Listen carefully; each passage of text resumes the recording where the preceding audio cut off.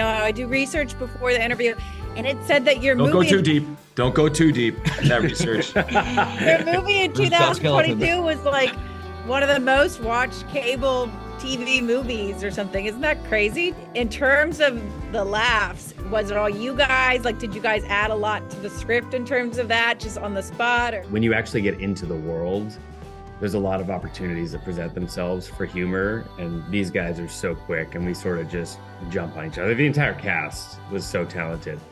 There were so many circumstances that were funny circumstances that we could just elaborate on with the dialogue a little bit. But sometimes you find yourself with a prop that you didn't expect, and you're like, well, this would be funny. We can do a whole thing with this. Yeah, Paul and Kim wrote the first movie and the second movie, and they have such a talent and wit. As lovely as it sounds on your screen is as lovely as it was in the script. Writing this script, so it's a bit different than other Hallmark movies because it's about this, siblings and the brothers. Talk about, what you wanted to say within, the family dynamic.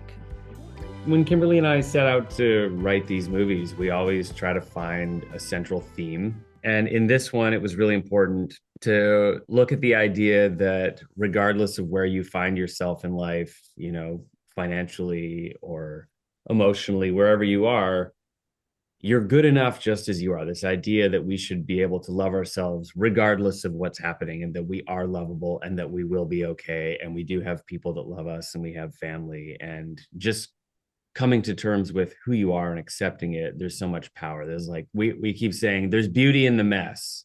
If you can just find the beauty, there's beauty in the mess. That's the big theme for this one. And then I guess secondarily would be moms deserve love too. And that was really important to Kimberly, particularly as a mom, to tell that story. And who better than Margaret Collin to tell that part of the story. It was one of our favorite things in the movie. So can you guys talk about like each of your characters' kind of quirks in the movie? I think my gentleman feels to have a little bit of a complex as to how capable or how successful he is.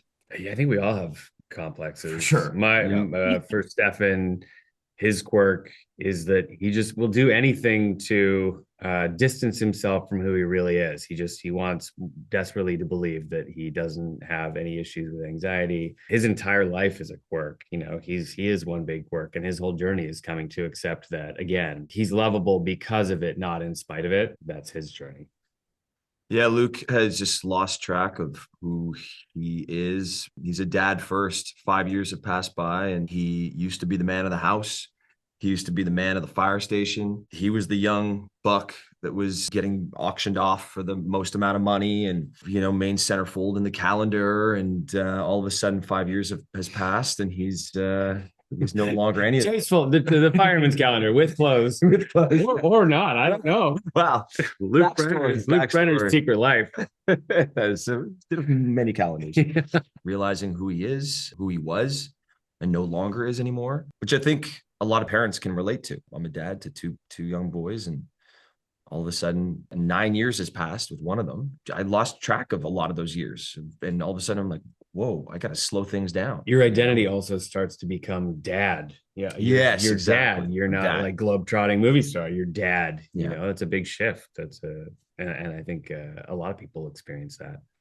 Yeah. Everything changes when you have kids. It's just, the whole world changes and nothing matters anymore. Yeah. And for the better, I would argue for the better, but it's still a shift. Oh, totally. Yeah. And our audience is, all about faith. And so I like that you had that pastor in there and, talk to the meaning of Christmas. So what would you kind of, elaborate on that? Particularly for the Brenner family, the meaning of Christmas is family and spending time with family. And we start these boys all sort of in their own worlds, doing their own things. They have their own ambitions. And then again, as we did in the first one, by the end of it, they've come back together as a family, realize that they're there to lean on each other and love each other and support each other. And I think Christmas, more than maybe any other time of year, does bring families back together. For better or for worse. But at the end of the day, when it's all said and done, the only people that will be there on your dying day is your family, right? Like these are our people, these are our blood, and sometimes we forget that. And this movie is about reminding ourselves that we have family. And I think also being of service to your community, you know, like the brothers didn't have to take this on, and they wanted to have this play go forward with the play and have it be for Thomas. But they realized that it's much bigger than that. It's important. It's important. It's important to everybody involved, and it was important for their growth as well. They weren't going to fail on this, you know?